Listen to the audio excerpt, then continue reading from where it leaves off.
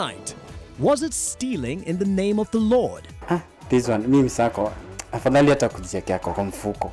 Ekeza Sako members feel the pinch as reality of stolen savings hits home and hard. Also tonight, another governor targeted by EACC, the rising list of county bosses facing corruption charges as devolved units lose more resources. Plus, eye on the county number 22.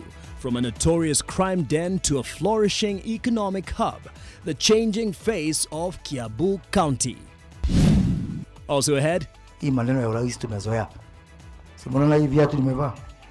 Hii ilikuwa ya Jomo. Why Moses Kuria is betting his political future on a pair of shoes, and the many faces of a priest after eating other people's money.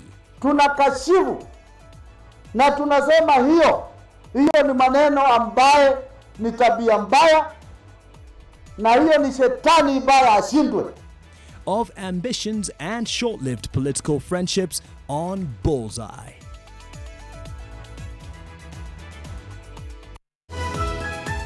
NTV Weekend Edition with Mark Masai. On NTV Weekend Edition, I'm accompanied by my co-pilot, that is Flora Atieno, in sign language interpretation of the news. And we start on a very sad note.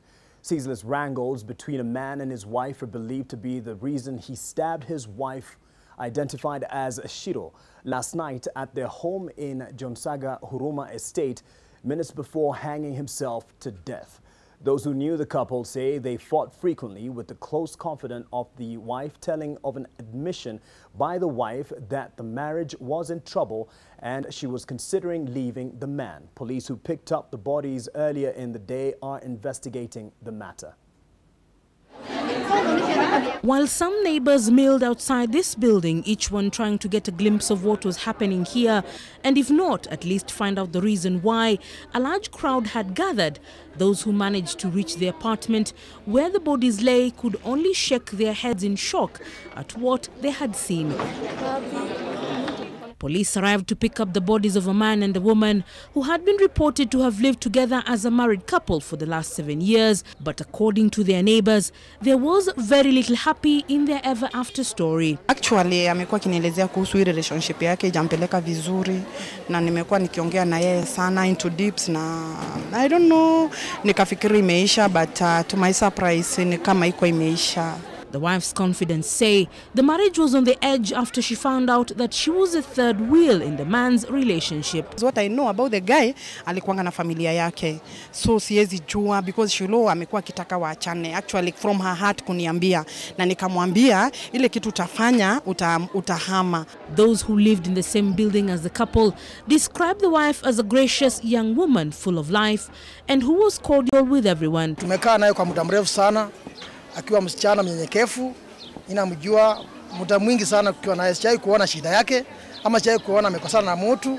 Conflicting reports on the couple show that in their 7-year union they had not been blessed with children, but some neighbors say that they actually had 3 children, one who was in the house when the murder took place. Katoto kamoja kalikuwa bedroom mwingine but ni kadogo, so hiyo miaka angeweza kusikia nini naendelea pande hiyo.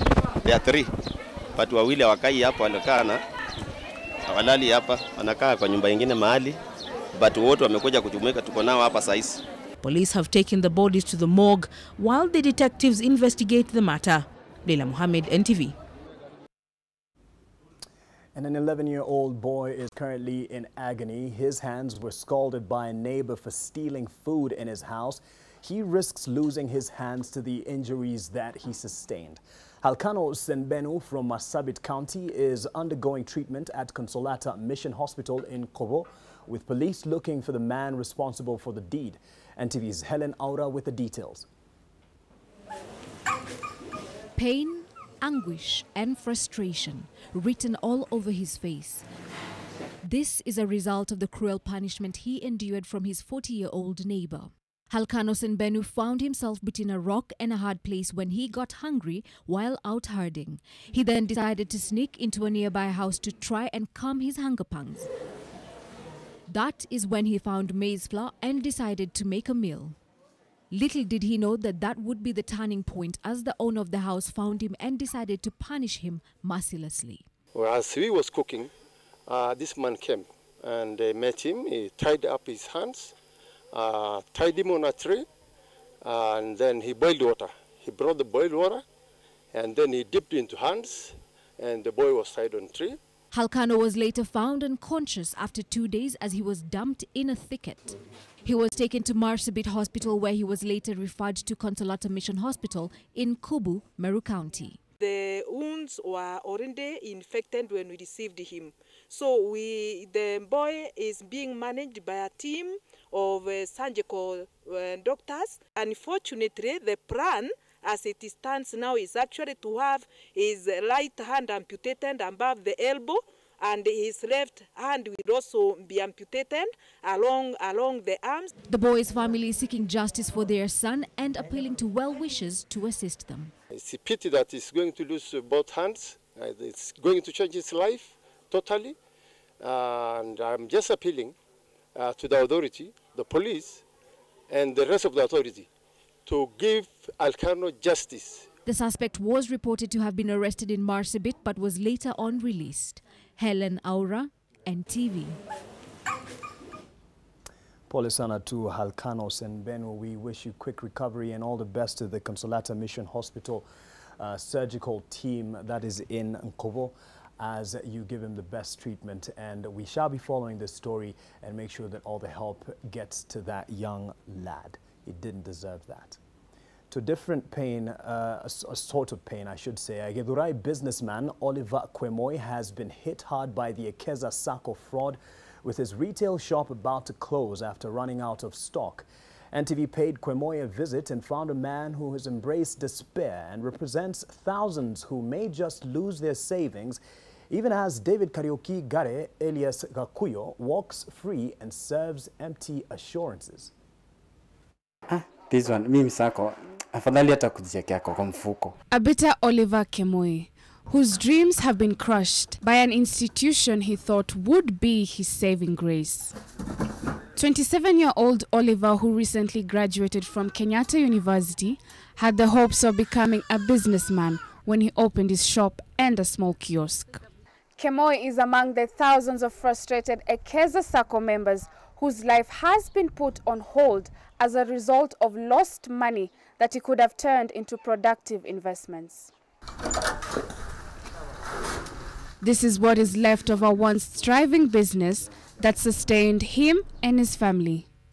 Oliver learned about Ekeza Sacco from his friend, who enticed him with tales of the many benefits that it had to offer. They did say they will give us 3 times your savings. Miss, hata this nilikuwa nataka half. Hiyo 100,050 nibakishe tu ka 100 hivi nibakishe, labda inaweza nisikuma pale nyingine nikitaka loan nyingine. He had saved 200,000 shillings in the Sacco, which meant he qualified to get a 6,000 shilling loan. But as bad luck would have it, the government cancelled the Sacco's license for flouting the law. Till that day, 2018, that day, mwezi wa 3, pesa zangu sijawahi pata. And this is the amount that ilikuwa nimesave yote of 183,000. Kuna yenye iko imewekwa hapa, it is 200,000. The happenings at Ekeza have thrown his life upside down. His search for a job has not been fruitful. His wife cannot contribute as she has to take care of their 4-month-old baby. Oliver is appealing to the government and well-wishers to help in any way that they can. Nilikuwa na dream, pesa zangu zimekwama. But sasa nikaa nimevunjwa tu hivi. Dream yangu nana sita accomplish. So mi kenye tu naweza omba kama gava inaweza ingilia tu. Helen Wanjohi, NTV. As the victims of that Sacco try to, or actually count their losses, the man behind it is trying to protect his interests. The founder of the troubled Ekeza Sacco, David Kariuki Ngare, also known as Gakuyo, has requested to be involved during the sale of his assets to recover the 1 billion shillings he has been surcharged by the state. Gakuyo insists this will ensure people don't take advantage of the situation to benefit themselves. Authorities ordered Gakuyo's assets to be seized to recover the 1 billion shillings he allegedly illegally withdrew from Ekeza Sacco to fund his lifestyle. Kwangu mimi ningependa wanihusishe katika hiyo kazi ya kuuza ili pasipatikane mtu mwenye anatafuta pengine kuuza mali zangu kwa bei ya kupoteza ama ya kutupa, ama pengine kuna mtu mmoja angependa ajifaidi na hizo mali. Ni lazima wanihusishe katika hiyo mpango wa kuuza. Kwa hivyo sikatai. I welcome them, tukuje, tuende, tufanye valuation katika kila property, and then tunaelewana ya kwamba it is good to sell. Tukiuza wao wachukue pesa. The recovery of a motor vehicle at the center of a 26 million shillings investigations now solidifies an impropriety case against Wajir Governor Mohamed Abdi. This morning, detectives from the Ethics and Anti-Corruption Commission recovered the Toyota Land Cruiser associated with the Wajir governor, which the detectives have been tracking for the last week. While Mohamed Abdi is a talk of town today, Ken Mijungu reports that he is not the only governor under the radar of the detectives. A morning raid at Delta House, which houses the Council of Governors in Westlands, yielded a prized possession, a motor vehicle allegedly procured irregularly by the county at an extravagant cost of 26 million shillings. It was then taken to Integrity Center. According to the Ethics and Anti-Corruption Commission, the funds used to purchase the vehicle were disbursed to Dio Construction and General Supplies Limited, whose directors are believed to be related to the governor. In Samburu, the Ethics and Anti-Corruption Commission is probing assets acquired by the governor believed to have been purchased using public funds. The Samburu Governor Mosef Lennon Kulal is said to have acquired property worth hundreds of millions of shillings in the last 4 years. The properties in question and under probe includes the governor's private home in Karen Estate, a residential home in Milimani Estate, and a commercial residential apartment within Marolal town. Samburu County officials are also under investigations for contracts believed to have been irregularly awarded, amounting to close to 1 billion shillings. Busia Governor Sospita Ojamong has also been arrested and questioned of alleged impropriety in his county. He was tried in court after the Director of Public Prosecution, Udin Haji, approved his prosecution together with other county officials of irregular acquisition of integrated solid waste management services. The prosecution, however, suffered a setback after a key witness in the case disowned his statement, saying he did not record the statement that was shown to him by the prosecution. In Migori County, the Ethics and Anti-Corruption Commission has trained its sight on Governor Kotho Bado as it investigates a loss of 2.5 billion shillings. The probe targets at least 23 firms that were said to have been used to siphon public funds. The investigations by the Ethics and Anti-Corruption Commission is running concurrently with another one by the Directorate of Criminal Investigations about the murder of the governor's girlfriend Sharon Otieno, which has an ongoing case in court. In September of 2017, the procurement office in Homa Bay County burnt down in a mysterious fire 2 days after the Ethics and Anti-Corruption Commission detectives raided the office and carted away some documents in an investigation into suspected fraud at the county, which the governor vehemently denied. Ken Mijungu, NTV. Meanwhile, the Cabinet Committee on Implementation and Communication of Government Projects and Programs is asking the judiciary to hasten court cases that have stalled government projects in the country. Chairman Fred Matiang'i and some of his colleagues today paid a visit to Chief Justice David Maraga to ask the head of the judiciary to resolve the cases speedily to allow the projects to proceed. The committee says projects worth 350 billion shillings have stalled across the country. 9% of the cases are in the judgment phase, while 46% are still in the interlocutory stage. The Ministry of Transport is most affected with 221 lawsuits. It is followed by Ministry of Lands and Environment with a combined 36% of the lawsuits. The Chief Justice is asking for more cooperation between the executive and the judiciary in delivery of service.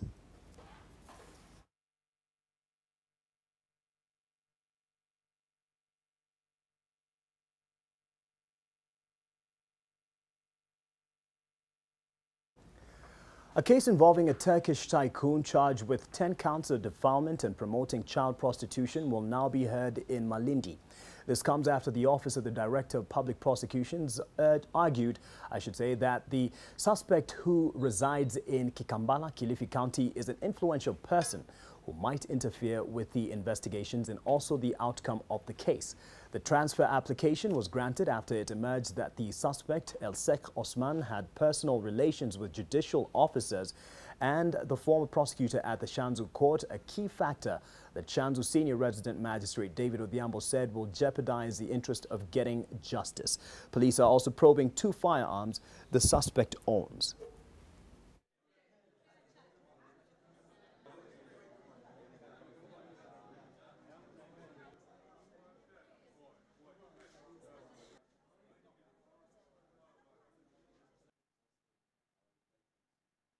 Having been a member of our court users committee and having helped in the construction of one of the court chambers in the station, I have also been informed that he has at some point had a personal relationship with one of the former prosecutors in this court session.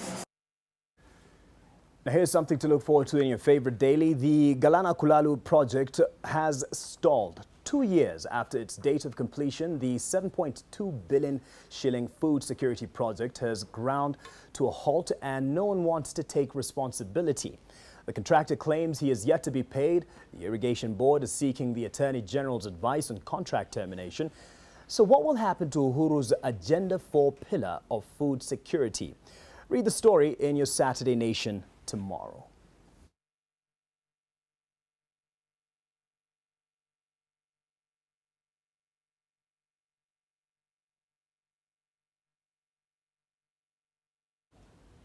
It's 9:15 o'clock, and at the top of the bulletin, I did tell you that we'll be live from the county of Kiambu. After the break, Dan Mwangi and Zainab Ismail will be joining us and taking over NTV Weekend Edition. So I'll leave you with them. Jabo jabo, guys. Jabo Jabo from Kiambu County, Mark Masai and Toriega Mono. And for the people of Kiambu County, Moriega Ado Kiambu, the Otogoria edition has finally kicked off in earnest here in Kiambu County. And of course, quite a lot in store for you, Dan. Yes, very much. Thank you very much, Ms. Zainab Ismail. My name is Dan Mwangi. Thank you for joining us. And funny that Mark says Jabo Jabo. We were at a bonfire not too long ago. For those who, if you know, you know.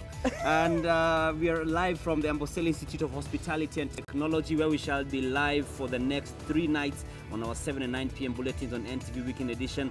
We have a lot in store for you. We'll meet you after the break. But speaking of meat, we'll give you a shot of what we are having here. Some good meat. On our end, but for you, we have many stories to give you an idea of what exactly to expect from the county of Kiambu after this break.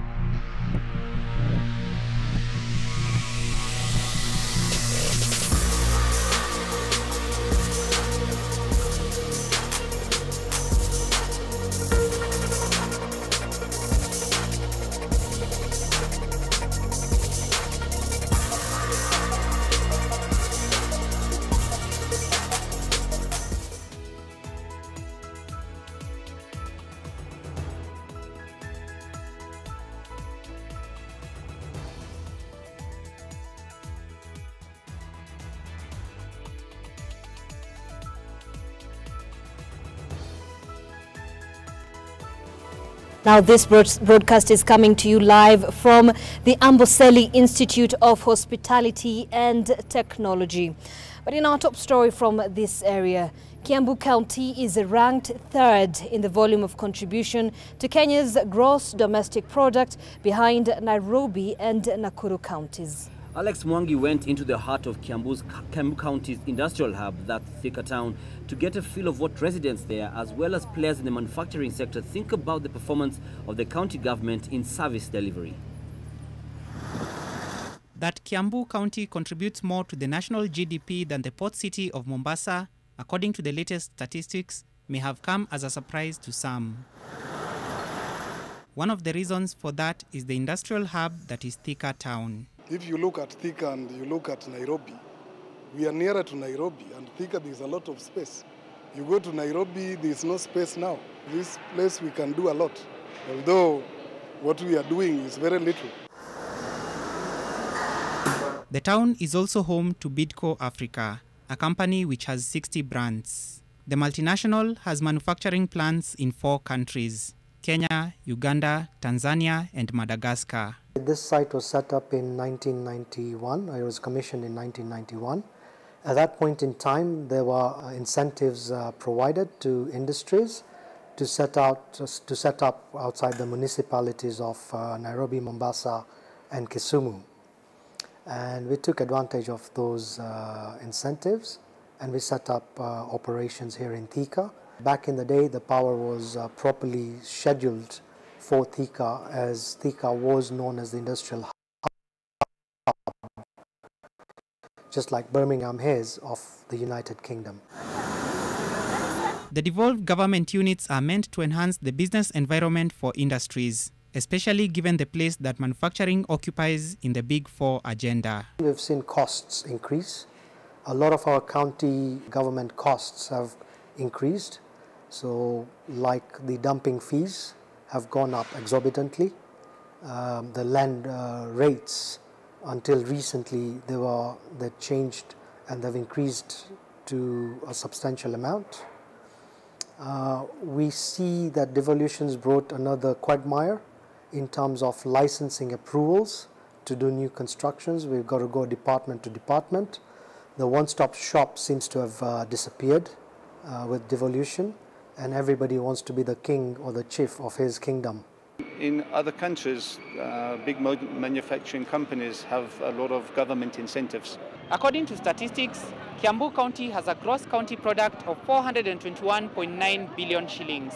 Agriculture contributes 132.4 billion shillings of that amount, while manufacturing contributes 50 billion shillings. The county is currently estimated to have a population of 1.2 million. Serikali ya Kiambu kama ingeshika kawa vijana wa bodaboda, wengine ni wasanii, wanawatafutia, wanainua hiyo talanta yao. Angalau huyo mtu analuka kwa ile talent yako naye. Wote wasiku ati akikuja ni bodaboda, akitoka shule ni bodaboda.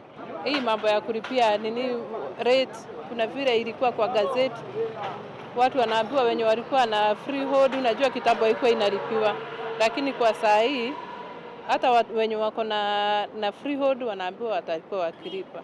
Sasa hiyo kitu naona inatufinya sana. Venye ningetaka kuuliza serikali iweze kulipia watu wengi ka technical hivi, ili waweze kuaccess ni masomo yao vizuri. Ukiingia na huku mashinani sana, unaweza pata kuna watu hawasomi juu hawana fee ya kulipia shule. Kwanza kuna venye imesaidia in terms of usafi, imekuwa fast. Second, kuna venye on the side of license and everything, kuna venye haijakuwa mzuri sana. Alex Mwangi, NTV. In less than a year, the country will be rolling out universal healthcare. Accessibility of quality and readily affordable and free of charge healthcare is what is expected.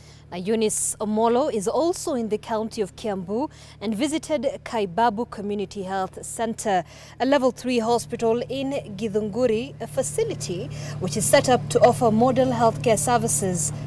However, Pauline Kangangi, the nurse in charge, explains how understaffing and poor pay still pose a big challenge to full preparation for and ultimately realization of UHC. is that in this community, the patients are able to access all the services, healthcare services freely. And especially with our facility that captures a target population of 10,000 people, normally they get the services in this facility for free. The facility is able to cater for an all-round community, the needs of this community, and especially the under 5s, that is children ranging from day 1 to 5 years. Yeah, and also the youth.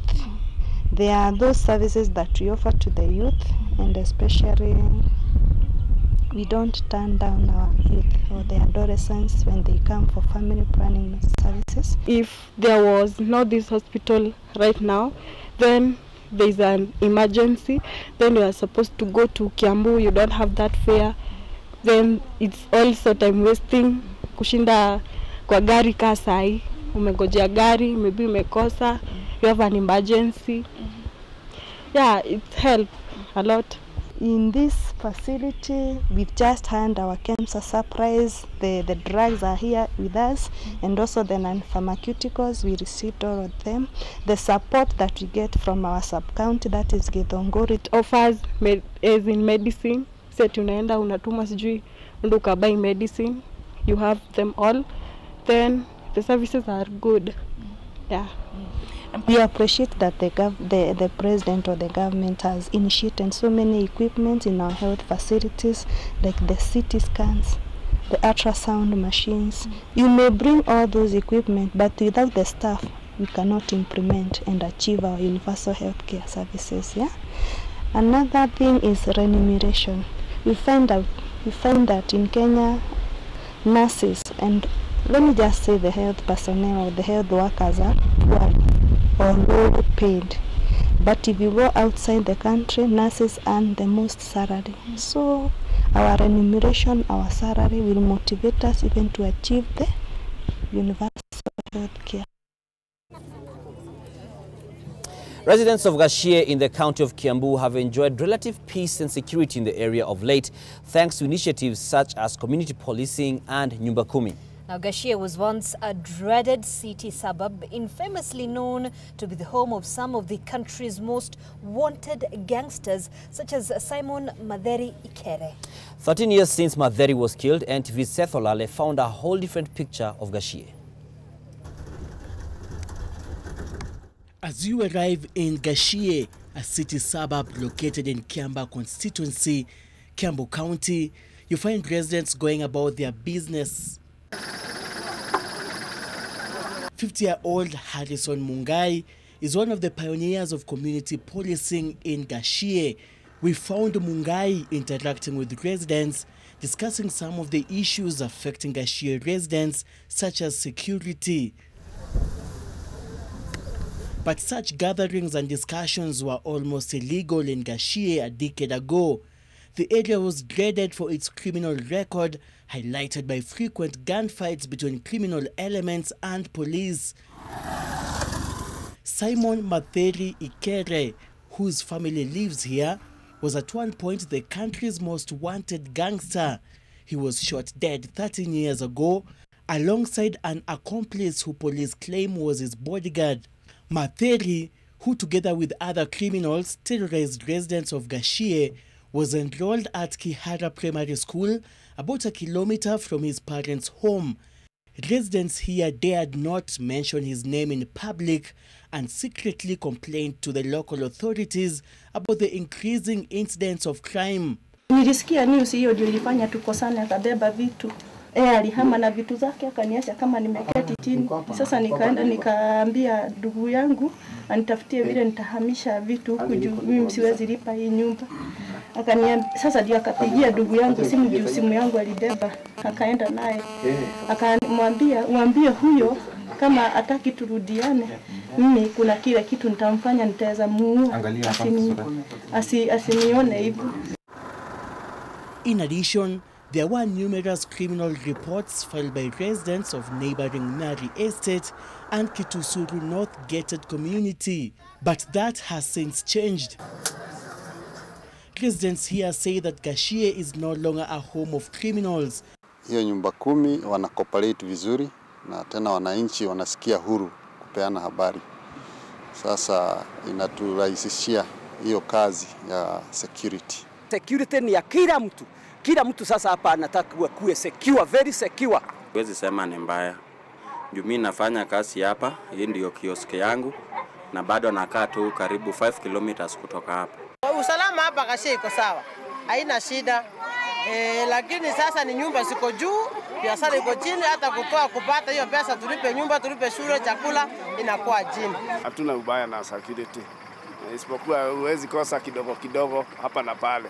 They played a big part in eradicating the vice by tipping off the police on the whereabouts of the fugitive Mugo Wawairimu, the quack doctor who was arrested and prosecuted last year after an expose by NTV. In addition, most youth who were either lured to criminal gangs and the outlawed Mungiki group have reformed and sought jobs in the transport sector. Residents of Gashie have pledged to cooperate further with the security agencies in order to make Gashie a safe haven. This, they believe, will improve both their social and economic welfare. Seth Olale, NTV, Gashie, Kiambu County.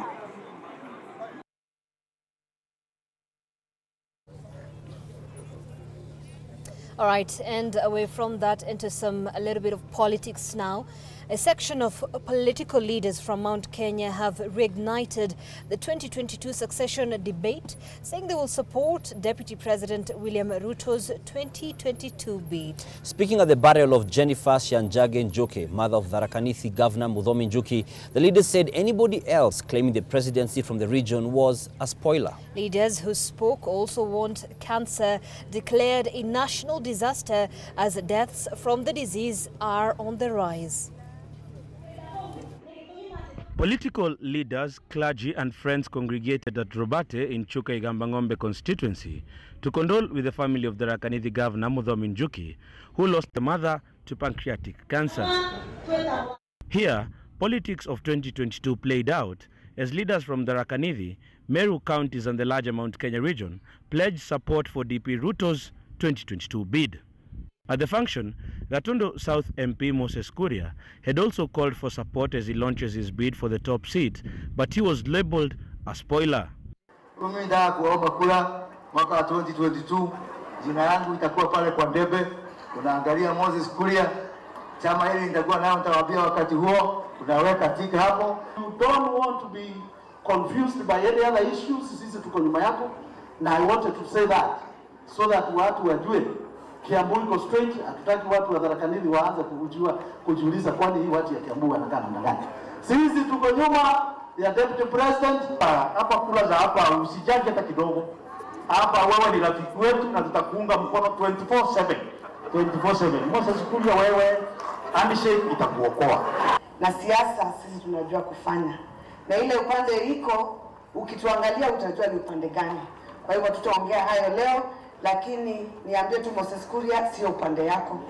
Ikifika 22, kwa sababu tuko na handshake, ule ambao Mungu atatupatia, so fanya kazi na yeye. Noting that the governor's mother had also died of cancer, leaders who were present also spoke of their personal experiences with people in their families, thus prompting the government to call for action. Cancer is, especially in this particular Meru region, it is causing a lot of havoc, and our prayer is if at all you can really be able to declare cancer as a national disaster. Because in the 80s, we used to be worried about HIV and AIDS. Today we are no longer worried about HIV and AIDS. Our biggest worry is cancer. And I want to tell you, scientists are not sleeping. And one day, we'll all put it behind us, just like we put the HIV. Rest in peace. Amen. And we passed a law in Parliament establishing the National Cancer Institute. That law is there. But you'll be surprised that although the institute has been set up, it has only one employee. Only one employee who is also seconded by the Ministry of Health. We have never established that cancer institute. It is the one which was supposed to be in charge of cancer research, treatment, and such things. My plea to those who are in Parliament and the Senate, please look at the archives, get that law, get the Cancer Institute working. It is going to solve some of these problems. Early detection would go a long way in assisting many families in this country katika kupambana na ugonjwa huu wa cancer. We have begun the journey to deal with this challenge of cancer, and we need the support, the input, the goodwill of everybody, both at the county and at the national level. But even as the politicians stood on the podium to support DP Ruto's 2022 bid, he stood to say that at this particular time they should focus on politics of development, as 2022 was still a long way to go. Kennedy Mureithi, NTV in Tharaka Nithi County. Right? Zainab, would you like to be president one day? Yes. Would you? Well, I don't even think my wife would allow me. Yes. Why? You have to make the decision by yourself. No. It has to be a joint decision. That's our family culture. Amen. But on the other hand, President Uhuru Kenyatta has opened up on his desire to see a female president to lead the country. The president says women are naturally gifted with traits of servant leadership. The president was speaking at State House, where the First Lady Margaret Kenyatta had hosted over 2,000 Girl Guides and their leaders during celebrations to mark this year's World Thinking Day. I can assure you today that some of my best ministers are women, because women understand the basis of servant leadership. Women understand the basis of leadership within a family, that it is your commitment, your dedication to your family, to your country that matters.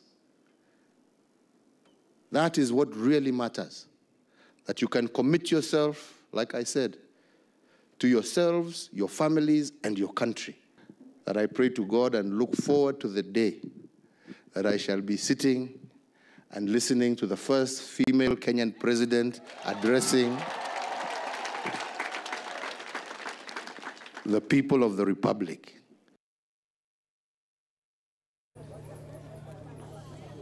World Thinking Day. I wonder what they were thinking.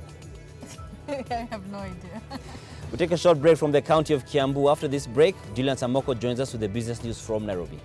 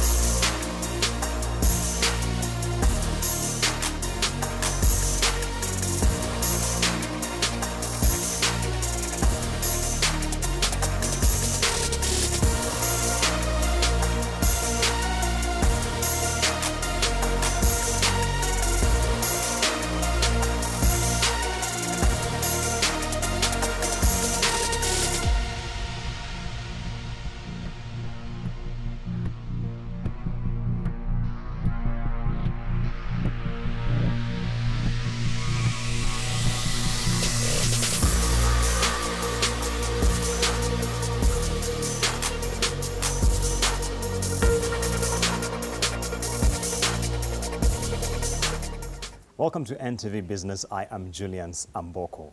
High output of tea has overwhelmed warehouses in Mombasa, even as panic buying at the auction lifts prices of the beverage.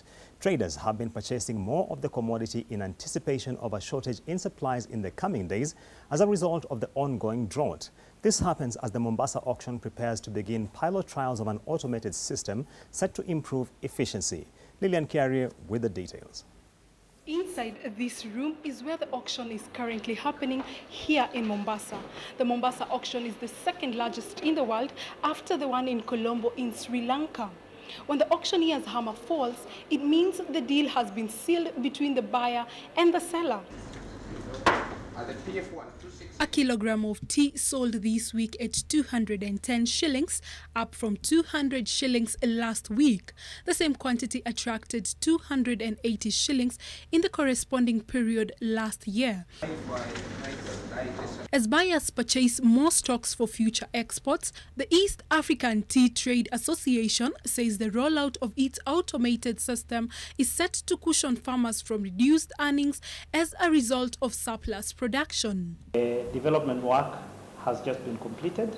For the end of the year, we should have the piloting of the e-auction, being done. A lot of processes have been computerized. We are doing the live streaming, we're doing online data transfer. It's only one component where the outcry one, which is yet to be automated.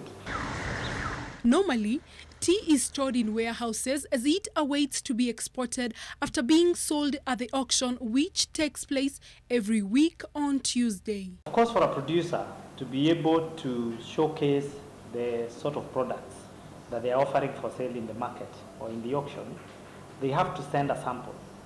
And that 4 kg samples, once received by the broker, is distributed amongst all the buyers. The buyers are given a maximum of 10 days to collect their tea at various warehouses in Mombasa. Lillian Carrier, NTV. And as panic buying takes tea prices up, let's look at the stock prices going down. Investors at the Nairobi Securities Exchange closed Friday's trade with 44 billion shillings less in paper wealth compared to the close of last week. The 20-share index wrapped up the week at 2,977 points, 2.6 percentage points lower than it closed last week. In the week under review, electricity distributor Kenya Power reported a 2.4 billion shilling net profit for the 6 months ended December 2018, a 16% decline compared to the same period in 2017. And still on utilities, energy generator Kengen posted a 4.1 billion shilling net profit for the same period, reporting a marginal 0.7% growth from the same period in 2017. This shows a rebound from the 11% decline in net profit reported a year earlier, driven in part by a decline in the cost of servicing loan obligations.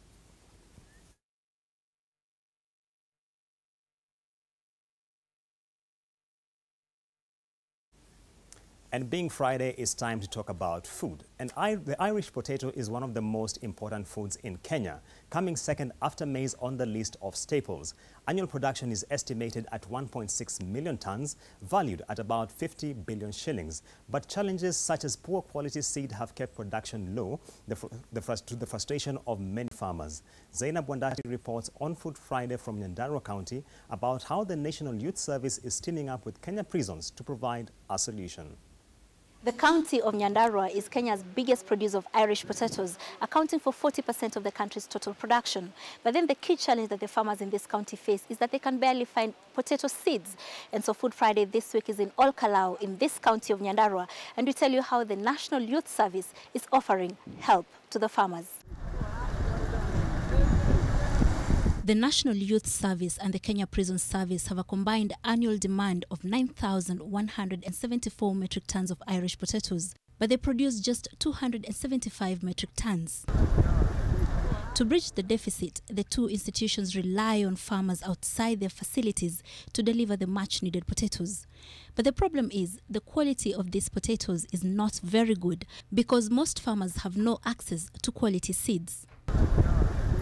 To solve this problem, the two institutions are putting their brains together to provide the farmers with quality seed and increase their own production by more than 4,000 metric tons. Just last week, the government commissioned a seed production unit at the NYS Tumaini Center in Olkalau, Nyandarua County, with a capacity to hold 6,276 plantlets at any given time. It uses aeroponics to propagate the seeds. Aeroponic ni something they grow in the air. Haitumii udongo. This facility is said to be the second largest in Africa, with a capacity to hold 33 boxes. The largest facility is in Rwanda with 210 boxes. The nutrients we mix from the 2 tanks, then they are brought here by that pump and misted out by these misters. Yes. How long do the misters run? The misters are set to run for 45 minutes and rest for 15 minutes. Then they restart again, yeah. Wakati tubers zimeanza kutoka, unafunika hii box nzuri, isiingize mwangaza hata kidogo. Siku ya kuharvest, ndio utakuja, niko na dirisha hapa, unafungua, unaangalia, unaharvest. Aeroponics is said to have higher yield than traditional soil-based methods. Each plantlet yields a minimum of 40 tubers and can go as high as 80 depending on management. Traditional methods, on the other hand, yield only 20 tubers. Hii viazi moja ukitoa hapa, uende upande kwa udongo, itakupea viazi kuanzia 17. This facility combines both aero and hydroponics, each technology serving a specific function. The aero system propagates the seed, while the hydro system multiplies the seed harvested from aero. Wakati tunakuja kupanda hiyo mbegu yetu, tunaipanda kwa kitu inaitwa cockpit, the cockpit, na kwa hiyo cockpit ndio sasa tuna feed maji at an interval.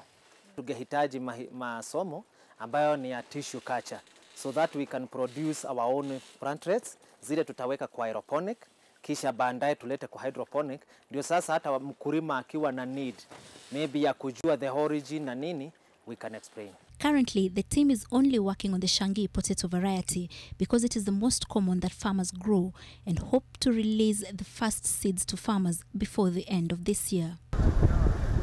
Zainab Wandati, NTV, for Food Friday.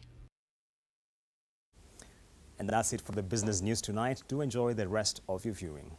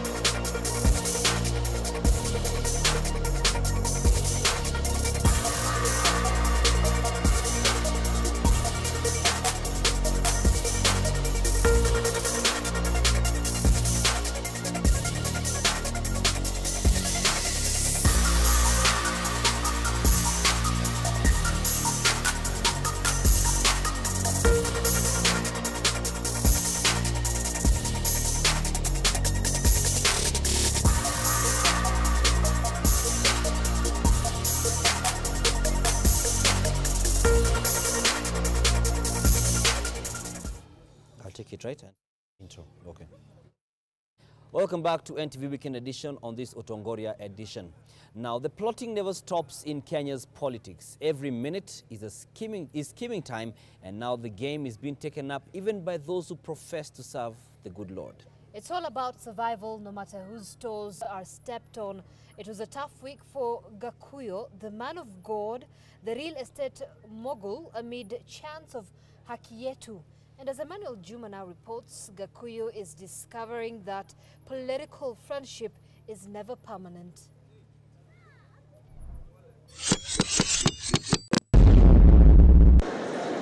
It was an oh God moment for the man of God, David Kariuki Ngare, aka Gakuyo. He had smelt a rat, and already he was contemplating flight even before the first speaker took to the podium. Ekeza Sacco members were accusing their chair of having itchy fingers. Tunaomba governor, please, tusikie. Ongea na Gakuyo, aturudishie pesa yetu. The seat was becoming hotter. No amount of encouragement was working for he who once made this proclamation. Na unajua hajajua mimi ni mbaya kuliko Waitito. Hii mnasema baba yao wanatupa mawe. Mimi natupaga bomu. Just how bad can he get? Wacha niseme sioni mwanga. He's bad. Waititu, your friend, he's eating other people's money. Tunakashifu na tunasema hiyo ni maneno ambaye ni tabia mbaya, na hiyo ni shetani mbaya ashindwe. Never mind that he also claims to be a man of the cloth. I am a man of Korah, man of cloth. Hakuna mtu ambaye anatakiwa kuchukua mali ya umma anaifanya kama ni mali yake. That was hard for Gakuyo to swallow. His friend was not giving him much hope. He remains a troubled man and perhaps silently singing, "This world is not my home." But he had made a promise. I will not run away, and I am not ready to do so. Well, it became unbearable, and the brave one had to take flight thanks to an imaginary phone call he received. Clever move. Mimi nimesoma sawa. Really, Gakuyo? Gakuyo real estate na Ekeza Sacco inaweza kumanejiwa na mtu hajasoma. Gakuyo real estate na kanisa. Unajua mimi naogeaga maprofesa wanakaa chini na wahubiria, madaktari wanakaa chini na wahubiria. Ni profesa gani anaweza kusikiliza mjinga? Masomo aside, put your hands together for President Moses Kuria. Kabla ufugue macho, Moses Kuria atakuwa State House. Maybe he's confusing setting precedents for troublemaking with being president. Nonetheless, Moses Kuria has a dream, and this one he promises will not turn into a nightmare. Anaanza kuona rais. Ukiniona unaanza kuona rais. Hakuna qualification nyingine. Miaka 35 niko nayo. Degree niko nayo. Kuhitimu kuwa mbunge nimehitimu. Those are the conditions ya kikatiba. Hiyo ingine sio mimi na wewe. Ufikirie huyu ako na namna hii ni hawa. Na tuheshimu raia. Where is all that hope coming from? Sisi hapa hii maneno ya urais tumezoea. Si mnaona hii viatu nimevaa? Hii ilikuwa ya Jomo. Hii na Jomo hadi gira. And already he's playing the role of opposition chief. Kwani serikali ni pubavu namna gani hawezi kutoa pesa yake iweke kwa mfuko kabla kutoa nyingine kwa counties? What? It does not make sense. Wewe ni serikali unatoa pesa ya devolution unapatia counties. NHIF inatoa pesa inapatia county. Hapo serikali inaanza kulia ati county hauzilipi. Si unakatia hiyo pesa kwa mita. Hiyo ndio kutumia ubongo. There goes Moses and the burning ambition. I will walk away with my head high. Take it easy, Prof. You don't have to announce to the whole world about being high. But go on. I'm very famous for that matter. And I don't regret. And because I've been doing people's works. And if you think Sazuri was high on something, watch this. In this land where the drama was unfolding, they have some smokeable herbs they call nyasore.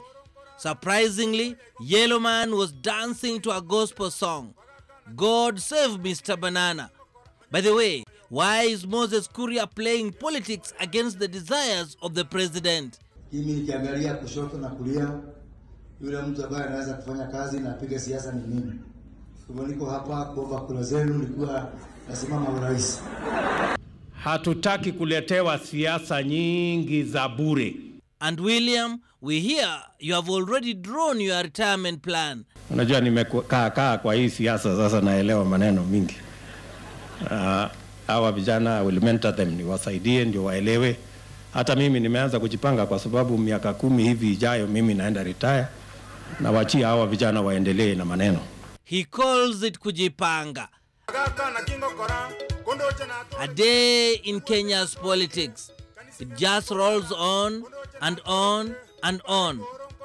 Emmanuel Juma, Bullseye, NTV.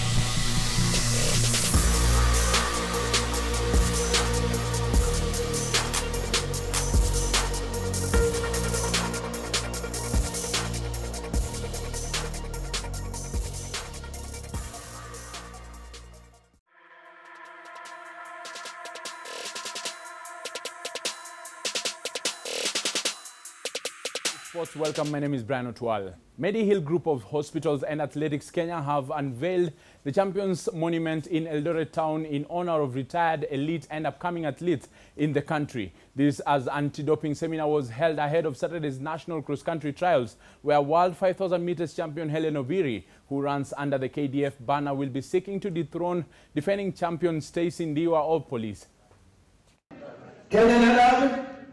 Athletics Kenya will introduce the signing of commitment letters for clean sport to all athletes representing the country. This is the latest move by AK as it seeks to eradicate the doping menace that has tainted the name of the country. The announcement was made as 400 athletes stand up for an anti-doping seminar organized by AK in conjunction with Anti-Doping Agency of Kenya, ADAC.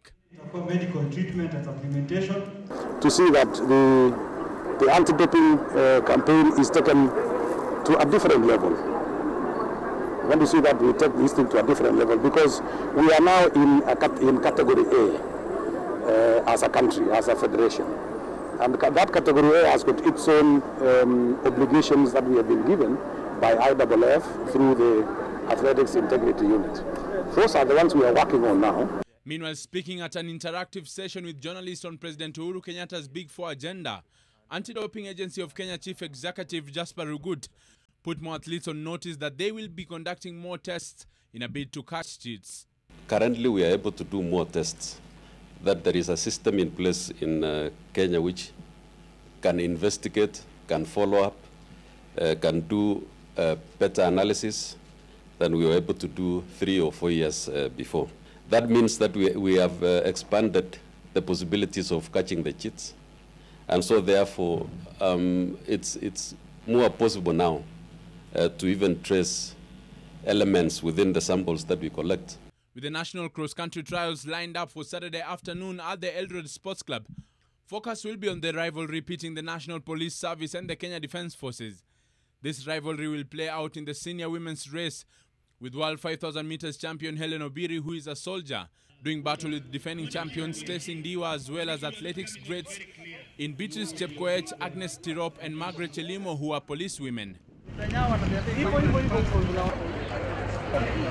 Eldoret prides itself as the city of champions, and it now has a monument honoring Kenyan athletes.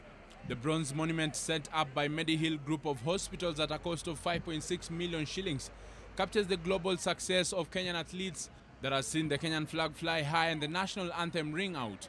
It was unveiled by Indian High Commissioner to Kenya Rahul Chabra, flanked by Uasin Gishu County Deputy Governor Daniel Chemno, and MPs Caleb Kositanyi of Soi and Dr. Swarup Mishra of KCS. They are heading straight again to unveil. I think this is the best one in Africa, because I've been most of the world I've seen, but this one is recent, is one of its own in Africa. So. And the government has pledged to fund the national sevens rugby team's participation at the World Rugby Sevens Series, as well as the national football team Harambee Stars' preparations for the Africa Cup of Nations, that is AFCON. Sports PS Kirimi Kaberia made this pledge when he was speaking during an interactive session with journalists themed the place of sports in President Uhuru Kenyatta's Big Four agenda. We are working closely with FKF to make sure, and the coach, to make sure that their camps, be they in France or here or anywhere else that they choose to be, we will be part and parcel of that decision, and our role will be to support them and to make sure that they are fully resourced. Tunaendelea kujadiliana na Federation ya Raga ndio tuweze kutafuta suluhisho. Umeona wanaenda kwa uchaguzi hivi karibuni, na hayo yakishatimizwa basi tutaweza kuketi na wanachama ama wale watakaochaguliwa, ndio tuweze kuhakikisha ya kwamba raga inaendelea ipasavyo.